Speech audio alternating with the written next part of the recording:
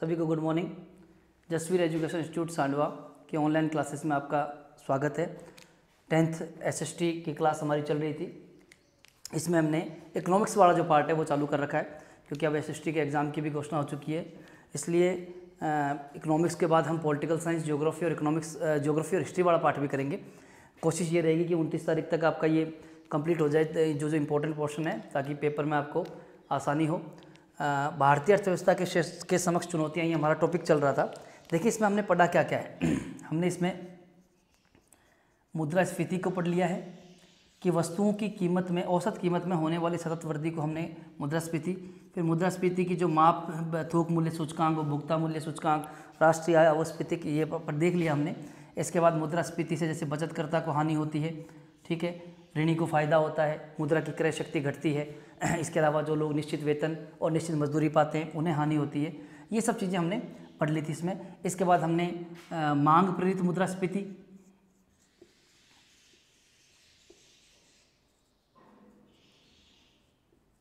और लागत प्रेरित मुद्रास्फीति,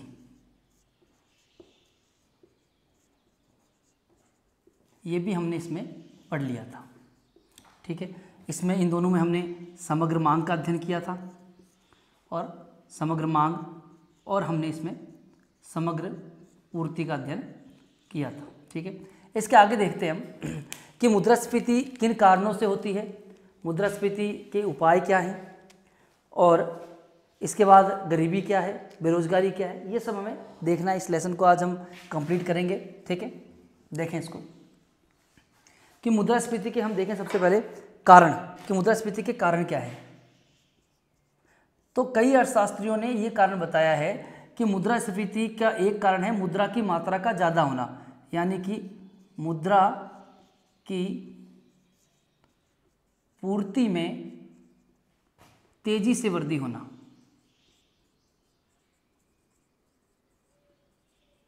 मुद्रा की पूर्ति में तेजी से वृद्धि होना, कहने का मतलब यह है कि अर्थशास्त्रियों का यह कहना है कि जब मुद्रा ज़्यादा होगी और वस्तुएं कम होंगी, तो उसकी वस्तुएं कम होंगी, मुद्रा ज़्यादा होगी, तो लोग क्या करेंगे, ज़्यादा मूल्य चुकाकर भी कम वस्तुओं को प्राप्त करने की कोशिश करेंगे। तो ऐसी स्थिति में क्या होगा कि ज़्यादा मुद्रा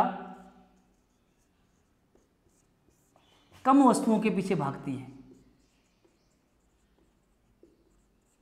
जैसे मैंने मान लिया कि लेने वाले व्यक्ति लगभग 100 हैं और वस्तु जो है, क्वांटिटी जो है वो 10 है, और इनके पास पर्याप्त मुद्रा है, तो ये 100 व्यक्ति अधिक से अधिक मूल्य चुकाकर भी इन वस्तुओं को प्राप्त करना चाहेंगे। तो नॉर्मल सी बात है, जब वो अधिक मूल्य चुकाएंगे तो वस्तु महंगी होगी अपने आप में, और महंगा होने के बाद वस्तुओं का महंगा होने से तात्पर्य मुद्रास्फीति से है। तो जब कुछ अर्थशास्त्रियों का मानना है कि जब ज़्यादा मुद्रा कम वस्तुओं के पीछे भागती है तो ऐसी स्थिति में मुद्रास्फीति उत्पन्न होती है। एक तो ये कारण हो गया। दूसरा कारण देखें मुद्रास्फीति का क्या है। दूसरा कारण मुद्रास्फीति का यहां पर देखें क्या है, जो औद्योगिक व कृषिगत उत्पादन है। औद्योगिक व कृषिगत उत्पादन में कमी। औद्योगिक व कृषिगत उत्पादन में क्या कमी। देखें औद्योगिक और कृषिगत उत्पादन में कमी का मतलब यहां पर हुआ कि हमारी जनसंख्या निरंतर बढ़ रही है, लेकिन उसकी पूर्ति के लिए हमारे पास जो उत्पादन है वो कम है। जिस तरह जनसंख्या बढ़ रही है, पूर्ति उसके अकॉर्डिंग नहीं हो रही है जितनी जनसंख्या बढ़ रही है। तो अब वो बढ़ती हुई जनसंख्या जब मांग करती है, यानी कि जब मांग ज़्यादा हो जाती है, जनसंख्या बढ़ने का मतलब है कि यहाँ पर मांग बढ़ेगी, मांग ज़्यादा हो रही है और पूर्ति क्या है, कम है। तो ऐसी स्थिति में मुद्रास्फीति की स्थिति बन जाती है, वस्तुएं महंगी होती है, क्योंकि ना तो उद्योगों में ना कृषि में इतना उत्पादन नहीं होता कि वो जनसंख्या की पूर्ति कर सके उसके बढ़ने के अकॉर्डिंग, ठीक है। तो ऐसी स्थिति में मांग ज़्यादा हो जाती है और पूर्ति कम हो जाती है, और इससे जो स्थिति उत्पन्न हो गई, समग्र मांग बढ़ गई और समग्र पूर्ति जो है वो कम हो गई, तो इससे जो स्थिति उत्पन्न हो गई वो मुद्रास्फीति हो जाती है, ठीक है। तो ये दूसरा कारण हो गया। तीसरा देखें हम मुद्रास्फीति का तीसरा कारण क्या है, सरकार के जो सार्वजनिक व्यय हैं, सरकार के सार्वजनिक व्यय। देखें, सरकार अपने दायित्वों को चुनाव लड़ने से पहले या चुनाव के बाद जब भी है, सरकार जनता से कुछ वादे करती है, उन दायित्वों को पूरा करने के लिए क्या करती है, सार्वजनिक व्यय करती है। सार्वजनिक व्यय कैसे कि कुछ निःशुल्क सुविधाएं उपलब्ध करा देती है। इन निःशुल्क सुविधाएं उपलब्ध कराने से किसी प्रकार का उत्पादन नहीं होता, या निःशुल्क करा देती है या उनको कहते हैं कि कम दरों पर उपलब्ध करवा देती है, उससे किस तरह का उत्पादन नहीं होता, लेकिन इससे जनता की क्रय शक्ति बढ़ जाती है। क्या बढ़ जाती है? क्रय शक्ति बढ़ जाती है, मांग बढ़ जाती है। लेकिन अगर मांग बढ़ रही है तो उत्पादन भी बढ़ना चाहिए, तब तो सामंजस्य बना रहता है। लेकिन उत्पादन तो इन सार्वजनिक व्यय से होता नहीं है, क्रय शक्ति और मांग बढ़ रही है, तो ऐसी स्थिति में वस्तुएं क्या हो जाती हैं, महंगी हो जाती है। इसके अलावा हम देखें कि अन्य कारण क्या है, तो मजदूरी की जो लागत होती है उसका अधिक होना, जिससे वस्तु महंगी होती है। औद्योगिक उत्पादन जब होता है तो औद्योगिक जो लागतें आती हैं उन लागतों का भी अधिक होना, इससे भी सरकार द्वारा जो करारोपण किया जाता है इससे भी वस्तुएं क्या होती है, महंगी होती है। तो ये हमने देखा है मुद्रास्फीति के कारण, मुख्य 4 कारण आपको याद रखने हैं। मुद्रा की पूर्ति में तेजी से वृद्धि होना, औद्योगिक व कृषिगत उत्पादन में कमी, सार्वजनिक सरकार द्वारा किया जाने वाला सार्वजनिक व्यय, ठीक है। और इसके साथ लास्ट में हमने बताया आपको अन्य में हम इसको लिख सकते हैं कि मजदूरी की लागत अधिक होना, औद्योगिक लागतों का अधिक होना, सरकार द्वारा करारोपण किया जाना। ये हमारा मुद्रास्फीति के कारण हो गए। आगे देखें,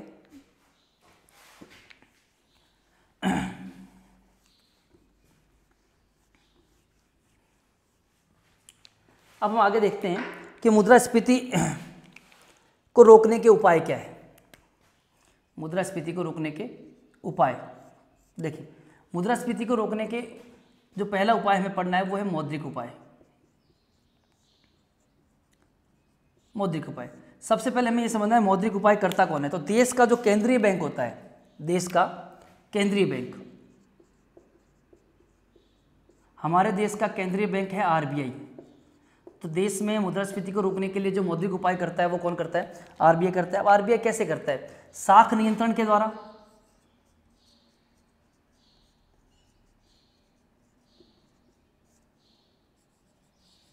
मुद्रा की जो पूर्ति है उसमें कमी करके, हमने वहाँ कारण में पढ़ा था कि मुद्रा की पूर्ति का अधिक होना। अब जब बैंकों में जब मुद्रा ही कम होगी तो लोग लोन वगैरह कम ले पाएंगे, और कम ले पाएंगे, पैसा कम पहुँचेगा मार्केट में, तो नॉर्मल सी बात है कि उनकी डिमांड भी क्या हो जाएगी, कम हो जाएगी। और समग्र जब डिमांड कम हो जाती है, समग्र मांग जब कम हो जाती है, ओवरऑल डिमांड कम हो जाएगी, तो नॉर्मल सी बात है ओवरऑल जो सप्लाई है वो बढ़ जाएगी। ओवरऑल सप्लाई बढ़ जाएगी, ओवरऑल डिमांड कम रहेगी, तो ऐसी स्थिति में मुद्रास्फीति की जो समस्या है वो नहीं होगी। देखें, मुद्रा की पूर्ति में कमी करके, इसके अलावा ब्याज दरों में परिवर्तन करके, ब्याज दरों में परिवर्तन करके।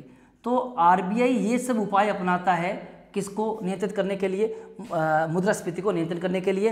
तो आपसे पूछा जाए मौद्रिक उपाय कौन अपनाता है, तो देश का केंद्रीय बैंक अपनाता है मौद्रिक उपाय। पहले तो ये है, मौद्रिक उपाय के अंतर्गत वो क्या करता है, साख नियंत्रण करता है, मुद्रा की पूर्ति में कमी करता है, ब्याज दरों में जो है वो परिवर्तन करता है, ब्याज दरों को बढ़ा देता है। तो ये सब चीज़ें आ जाएगी किसमें, मौद्रिक उपाय में। ठीक है, आगे चलते हैं।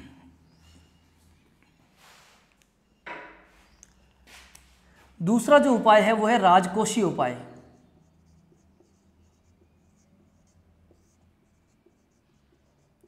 राजकोषीय उपाय जो है वो किया जाता है सरकार के द्वारा।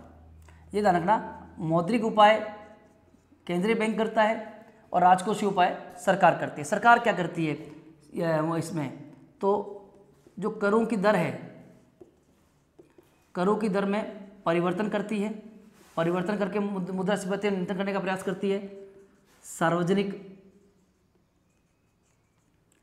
ऋण लेकर प्रयास करती है कि मुद्रास्फीति को नियंत्रित किया जाए। या इसके अलावा सरकार और क्या करती है कि जो निवेश होता है औद्योगिक क्षेत्र में, निवेश को बढ़ाकर जिससे कि उत्पादन बढ़े, तो जिस तरह की मांग की जा रही है, जितनी मांग की जा रही है उसको पूरा किया सके। करों में भी क्या करती है सरकार, प्रत्यक्ष कर को बढ़ा देती है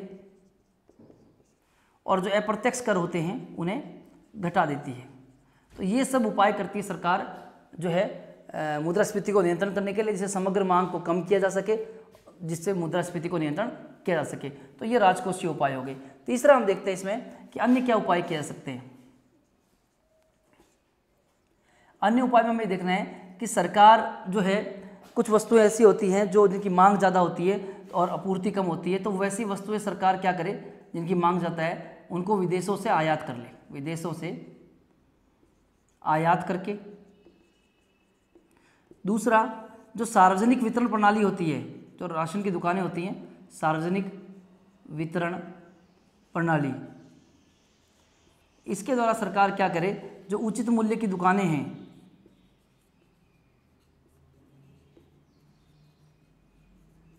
इनके माध्यम से लोगों को वस्तु उपलब्ध कराए। तो ये अन्य उपाय हो जाएगा। तो हमने मुद्रास्फीति के नियंत्रण के 3 उपाय पढ़े, मौद्रिक उपाय, राजकोषीय उपाय और अन्य उपाय। ठीक है, आगे चलते हैं हम गरीबी पर।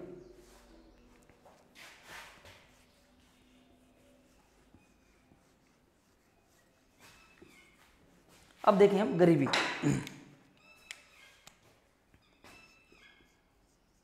तो सबसे पहले हम देखें गरीबी कहेंगे किसे। गरीबी एक ऐसी स्थिति होती है जिसमें व्यक्ति अपनी मूलभूत आवश्यकताओं को पूरा नहीं कर पाता। गरीबी एक ऐसी स्थिति होती है जिसमें व्यक्ति अपनी मूलभूत आवश्यकताओं को पूरा नहीं कर पाता। अब मूलभूत आवश्यकताएं क्या है, जैसे हम कह सकते हैं शिक्षा नहीं कर ले पा रहा है, स्वास्थ्य, या हम कह दें रोटी कपड़ा, रोटी का मतलब भोजन वगैरह, रोटी कपड़ा मकान, ये मूलभूत आवश्यकताएं होती है। व्यक्ति इन्हें जब पूरा नहीं कर पाता है तो ऐसी स्थिति जो है वो गरीबी कहलाती है। गरीबी 2 प्रकार की होती है, एक निरपेक्ष गरीबी। निरपेक्ष गरीबी में क्या होता है, ऐसी गरीबी एक तो याद रखना आपको अधिकतर अविकसित देशों में, कैसे देशों में, अविकसित देशों में पाई जाती है। ठीक है, ऐसी गरीबी में क्या होता है कि कुछ मानदंड निर्धारित कर दिए जाते हैं। जैसे भारत में है, जो वाई की अलग कमेटी थी उसकी रिपोर्ट के अकॉर्डिंग सरकार ने ये कहा था भी 2400 कैलोरी ग्रामीण क्षेत्र में और 2100 कैलोरी शहरी क्षेत्र में जो उपभोग नहीं कर पा रहा है वो गरीब है। ठीक है, इसके अलावा उपभोग व्यय के आधार पर सुरेश तेंदुलकर समिति और सी रंगराजन समिति ने भी बताया था। ठीक है, तो निरपेक्ष गरीबी में मानदंड तैयार होते हैं, मापदंड तैयार किए जाते हैं। उन मापदंडों को पूरा नहीं कर पाने पर व्यक्ति को गरीब समझा जाता है। यानी कि हम कहते हैं उन मापदंडों के अकॉर्डिंग अगर वो अपनी मूलभूत आवश्यकताओं की पूर्ति नहीं कर पा रहा है तो व्यक्ति क्या हो जाएगा, गरीब हो जाएगा। दूसरा हम देखें सापेक्ष गरीबी। सापेक्ष गरीबी जो है वो अधिकतर विकसित राष्ट्रों में पाई जाती है।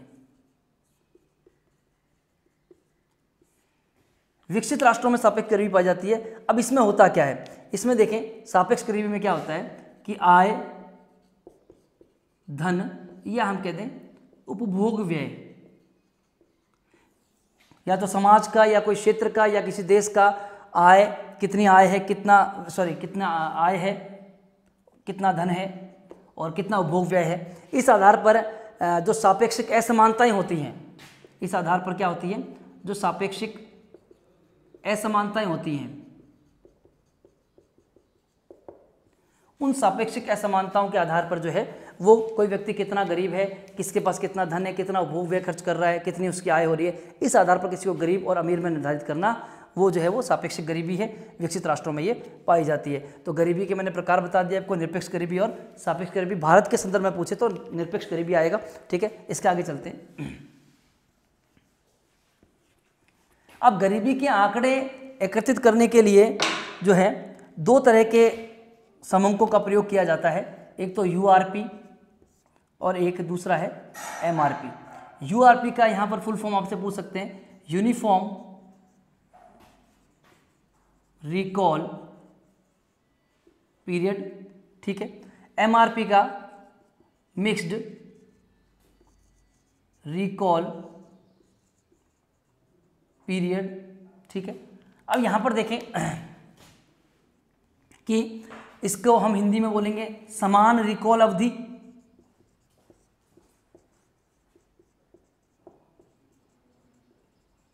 और इसको बोलेंगे हम मिश्रित रिकॉल अवधि।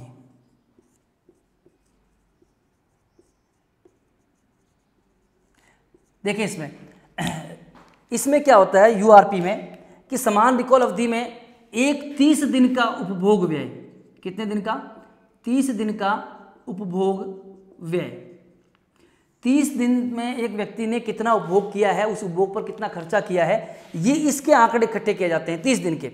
जबकि मिक्स्ड रिकॉल में 30 तो है ही, इसको मिक्स कर देते हैं, 30 यानी 1 मंथ और दूसरा 365 यानी 1 ईयर, यानी कि 1 मंथ और 1 ईयर दोनों के खाद्यान्न और गैर खाद्यान्न, दोनों में खाद्यान्न और दूसरा हम कहेंगे गैर खाद्यान्न, तो 30 दिन और 365 दिन दोनों के आंकड़े का मतलब हो गया मिक्स्ड रिकॉल पीरियड हो गया। 30 दिन और ये दोनों को मिक्स कर दिया। यहाँ पर अकेला था तो इसको यूनिफॉर्म रिकॉल पीरियड कह दिया। तो दोनों के आंकड़े इकट्ठा करते हैं कि खाद्यान्न और गैर खाद्यान्न वस्तुओं पर उपभोग व्यय कितना किया गया है 30 दिन में और कितना किया गया है 365 दिन में। तो ये आपका URP है, ये आपका MRP है, 10th में लगा हुआ है, इसलिए इसकी फुल फॉर्म पूछ सकते हैं, इसका क्या मतलब है ये पूछ सकते हैं, तो आपको ये पता होना चाहिए। नेक्स्ट चलते हैं, अपना लास्ट टॉपिक जो इसका बचता है वो है बेरोजगारी।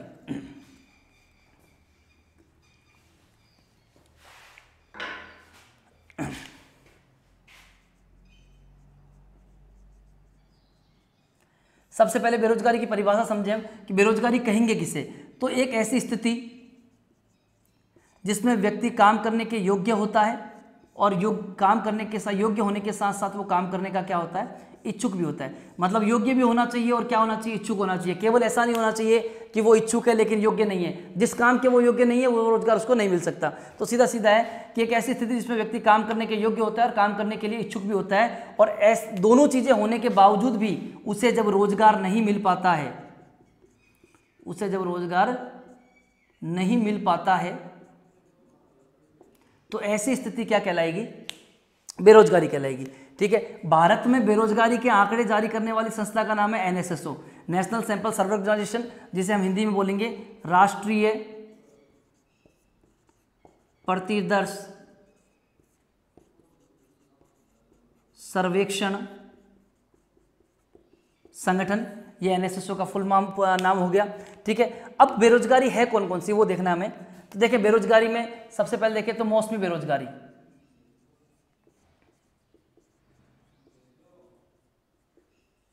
फिर हम कह सकते हैं तकनीकी बेरोजगारी,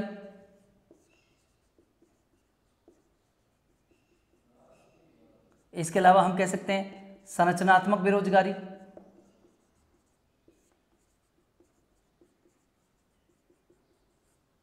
फिर कह सकते हैं घर्षणात्मक या संघर्षात्मक बेरोजगारी,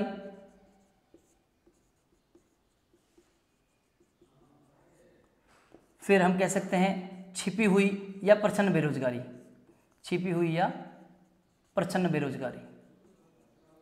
देखें सबसे इंपॉर्टेंट तो 10th के हिसाब से हमारे लिए ये है। ठीक है, इसके अलावा दूसरे नंबर पर ये दो तो आपको हाल में याद करनी है। मौसमी बेरोजगारी, मौसम के आधार पर, जैसे हम कह सकते हैं सूती वस्त्र उद्योग है, तो सूती वस्त्र उद्योग किस पर निर्भर है, कपास पर निर्भर है। तो वो कपास पर निर्भर होने के कारण मौसमी वहाँ जो बेरोजगारी आएगी मौसम के अकॉर्डिंग, तो वो कौन सी बेरोजगारी हो जाएगी, मौसमी बेरोजगारी। मौसमी बेरोजगारी कृषि और उसके सहायक क्षेत्रों पर जो उद्योग निर्भर होते हैं, यानी कृषि पर जो उद्योग निर्भर है या कृषि के सहायक क्षेत्रों पर जो उद्योग निर्मित है, उनमें जो बेरोजगारी आती है उसे क्या कहते हैं हम, मौसमी बेरोजगारी। तकनीकी बेरोजगारी, किसी तकनीक के कारण कोई बेरोजगारी है, जैसे पहले खेतों में 5-7 आदमी जो काम करते थे वो आज एक ट्रैक्टर के द्वारा, एक कंबाइन मशीन के द्वारा कर दिया जा रहा है। तो वो 4-6 आदमी की अब जरूरत नहीं पड़ रही, कम आदमी 1 या 2 आदमी से काम हो जा रहा है। ऑफिसों में कंप्यूटर का यूज़ होने लग गया। पहले जो आदमी 5-7 काम करते थे उनकी जगह अब 1 आदमी काम कर रहा है कंप्यूटर पर बैठकर। तो ये इससे जो बेरोजगारी उत्पन्न हुई है उन 4-5 लोगों की, तो वो उसको हम उदाहरण के लिए बता रहा हूँ। तो ये तकनीकी बेरोजगारी। संरचनात्मक बेरोजगारी, अर्थव्यवस्था की संरचना में, मैंने कहा अर्थव्यवस्था के 3 क्षेत्र का, प्राथमिक, द्वितीयक और तृतीयक क्षेत्र। तो संरचना में परिवर्तन हो रहा है। जैसे पहले कृषि ने 72% लोगों को रोजगार दे रखा था, लेकिन अब वर्तमान में वो 49% आ गया। ठीक है, तो कहने का मतलब है किसी क्षेत्र में रोजगार घट जाता है, किसी क्षेत्र में रोजगार बढ़ रहा है। तो संरचना में परिवर्तन के कारण जो बेरोजगारी आती है अर्थव्यवस्था की संरचना में, उसे हम बोलते हैं संरचनात्मक बेरोजगारी। घर्षणात्मक बेरोजगारी, इसको समझें कि कोई रोजगार की 2 अवधियां हैं। जैसे मान लें अभी जून का मंथ चल रहा है, ठीक है, और ये मैं ले लेता हूं यहाँ पर सितंबर।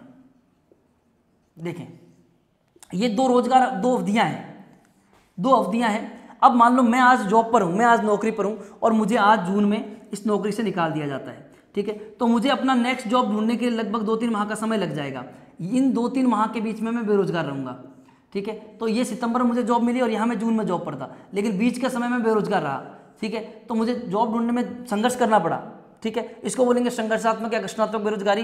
तो कहने का मतलब ये हो गया कि किन्हीं 2 समय बिंदुओं के बीच, किन्हीं 2 समय बिंदुओं के बीच या किन्हीं 2 समय बिंदुओं के बीच रोजगार ढूंढने में लगा समय, किन्हीं 2 समय बिंदुओं के बीच रोजगार ढूंढने में लगा समय जो बेरोजगारी रहती है उतने समय के लिए, उसे हम क्या बोलते हैं, घर्षणात्मक बेरोजगारी। सबसे इंपॉर्टेंट हमारे लिए है छिपी हुई बेरोजगारी या प्रच्छन्न बेरोजगारी। देखें छिपी बेरोजगारी उस बेरोजगारी को कहेंगे कि ऐसा लगता है कि व्यक्ति कार्य पर लगा हुआ है लेकिन उसका कार्य पर लगे रहने से या उसके द्वारा कार्य को छोड़ देने से उत्पादन शून्य होता है, कोई प्रभाव नहीं पड़ता। इसको ऐसे समझें कि एक खेत में 10 आदमी काम कर रहे हैं और उनसे जो गेहूं का उत्पादन हो रहा है वो 1000 क्विंटल हो रहा है, लेकिन इस 10 आदमी की जगह अगर आदमी हो जाए 9 और उत्पादन फिर भी कितना हो 1000 क्विंटल ही हो, तो देखो ये एक व्यक्ति जो था ये रोजगार पर तो था, ऐसा प्रतीत हो रहा था कि ये रोजगार पर है, लेकिन इसके रोजगार पर लगे रहने से या इसके द्वारा रोजगार को छोड़ दिए जाने से रोजगार पर कोई प्रभाव नहीं पड़ा है। यानी कि इसका उत्पादन कितना था, शून्य था तब भी 1000 क्विंटल हो रहा था, नहीं है तब भी कितना हो रहा है 1000 क्विंटल। तो लगा हुआ तो प्रतीत हो रहा था लेकिन उत्पादन इसके द्वारा कोई नहीं हो रहा था, उत्पादन पर कोई प्रभाव नहीं पड़ रहा है इसके चले जाने से या रहने से। तो ऐसी बेरोजगारी कृषि क्षेत्र में अधिकतर पाई जाती है। किस क्षेत्र में पाई जाती है? कृषि क्षेत्र में पाई जाती है। तो इस बेरोजगारी को हम कहते हैं छिपी हुई बेरोजगारी या प्रच्छन्न बेरोजगारी। यह आपका जो भारतीय अर्थव्यवस्था के समक्ष चुनौतियों वाला लेसन था, जिसमें हमने मुद्रास्फीति की चुनौती को पढ़ा, हमने गरीबी की चुनौती को पढ़ा, हमने बेरोजगारी की चुनौती को पढ़ा। यह आपका जो है लेसन कंप्लीट होता है कि भारतीय अर्थव्यवस्था के समक्ष कौन कौन सी चुनौतियाँ हैं। इसके बाद हम 1-2 लेसन इसके बाकी है, मुद्रा और वित्तीय संस्थाएं और उपभोक्ता वाली, तो वो लेसन करने के बाद में इसके बाद में हम चलेंगे ज्योग्राफी या पॉलिटिकल साइंस का पोर्शन लेंगे, लास्ट में हम हिस्ट्री का पोर्शन लेंगे क्योंकि हिस्ट्री का पोर्शन आपके उसमें बड़ा है काफ़ी, तो उसको अगर स्टार्ट कर दिया तो कंप्लीट करना जल्दी पॉसिबल नहीं है। इसलिए अच्छे से तैयारी करें इसको, जो चीज़ नहीं समझ में आ रही है इसको दोबारा रिवाइज करके पूछें। सभी को धन्यवाद।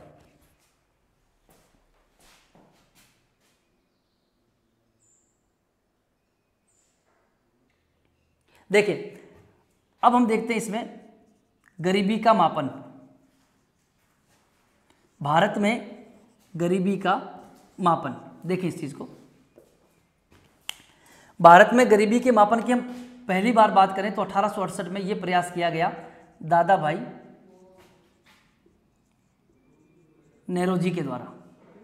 ये प्रयास किसने किया? दादा भाई नेहरू जी ने। तो आपसे पूछे भारत में सबसे पहले गरीबी का मापन का प्रयास किसने किया, या मैंने आपको बताया था भारत में राष्ट्रीय आय अनुमान लगाने का प्रयास किसने किया, तो दादा भाई नेहरू जी इसका आंसर था। उसके बाद 1962 में योजना आयोग ने भी एक कार्यदल बनाया था गरीबी के अध्ययन के लिए। योजना आयोग ने भी क्या बनाया था? एक कार्यदल। 1971 में दांडेकर और रथ कमेटी, दांडेकर व रथ समिति का गठन किया गया गरीबी के आकलन के लिए। उसके बाद हम देखते हैं 1979 में एक कमेटी और आती है वाई के अलग कमेटी, ठीक है। इस कमेटी की रिपोर्ट के आधार पर सरकार ने जो है गरीबी के आकलन के लिए जो है कैलोरी में उसको किया। ग्रामीण क्षेत्रों के लिए कह दिया गया कि अगर ग्रामीण क्षेत्र में प्रतिदिन प्रति व्यक्ति 2400 कैलोरी का उपभोग कर रहा है तो वो गरीबी रेखा से नीचे नहीं है, और यही मापदंड जो है शहरी क्षेत्रों के लिए 2100 कैलोरी रखा गया। ये कैलोरी वाला काफ़ी समय तक चला। उसके बाद में कुछ और कमेटियाँ जैसे DT लक्कड़वाला कमेटी है, सुरेश तेंदुलकर कमेटी है, C रंगराजन कमेटी है। सुरेश तेंदुलकर समिति और C रंगराजन समिति ने उपभोग व्यय के आधार पर गरीबी का निर्धारण किया। उपभोग व्यय के आधार पर देखें किस तरह किया है।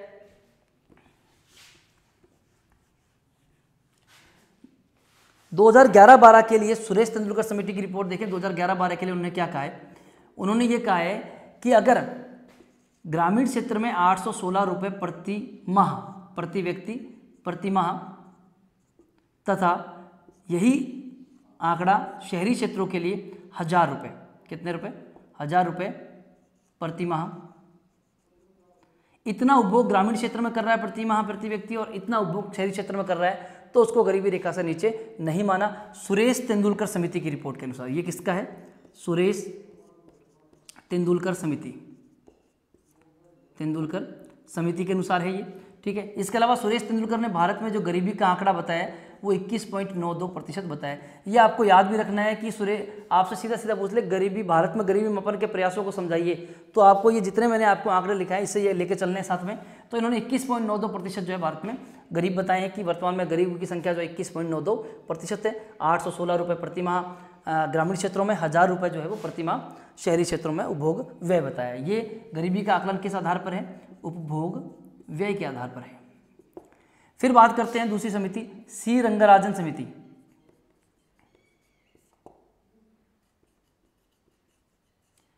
C रंगराजन समिति ने जो है वो इन्होंने जो आंकड़ा बताया वो बताया 972 रुपये ग्रामीण क्षेत्रों में, प्रति व्यक्ति उपभोग व्यय कितना बताया, 972 रुपये, और शहरी क्षेत्रों के लिए इन्होंने उपभोग बताया 1407 रुपये शहरी क्षेत्रों के लिए। इतना अगर खर्च कर रहा है तो वो गरीबी रेखा से नीचे नहीं है। इसके अलावा इन्होंने जो गरीबों की संख्या बताई है भारत में, वो 29.5% के करीब बताई है। तो हमें ये आंकड़े याद रखने कि भारत में गरीबी मापन का प्रयास सबसे पहले 1868 में दादा भाई नेहरू जी ने किया। 1962 में योजना आयोग ने कार्यदल एक बनाया उसके अध्ययन के लिए। 1971 में दांडेकर और रथ समिति का गठन किया गया। उसके बाद में 1979 में वाई की अलग समिति आई। इस समिति के रिपोर्ट पर सरकार ने जो है 2400 कैलोरी ग्रामीण क्षेत्रों में और 2100 कैलोरी जो है निर्धारित की शहरी क्षेत्रों में। इसके बाद हम बात करते हैं सुरेश तेंदुलकर समिति की। सुरेश तेंदुलकर समिति ने ये कहा कि ग्रामीण क्षेत्र में अगर व्यक्ति 816 रुपये प्रति व्यक्ति अगर उपभोग खर्च कर रहा है तो वो गरीब नहीं है, और यही आंकड़ा शहरी क्षेत्रों के लिए उन्होंने 1000 रुपये बताया। सुरेश तेंदुलकर समिति ने जो गरीबों की संख्या बताई वो 21.92% बताई। फिर हम बात करते हैं सी रंगराजन समिति की। उन्होंने गरीबों की संख्या लगभग 29.5% बताई, ठीक है। और उन्होंने ये कहा कि जो ग्रामीण क्षेत्र हैं, ग्रामीण क्षेत्र में 972 रुपये प्रति व्यक्ति प्रति माह, और जो शहरी क्षेत्र है 1407 रुपये प्रति माह अगर वो खर्च कर रहे हैं, उपभोग व्यय कर रहे हैं, तो वो गरीबी रेखा से नीचे नहीं है। ये हमारा आज का लेसन कंप्लीट होता है। जो चीज़ समझ में नहीं आ रही है उसको दोबारा देखें, इंपॉर्टेंट है। इससे आगे का जो भी है हम अगले लेसन में लेंगे। और एसएसटी के एग्ज़ाम की घोषणा हो चुकी है, तो इसलिए आप अच्छे से अच्छे तैयारी करें। सभी को धन्यवाद।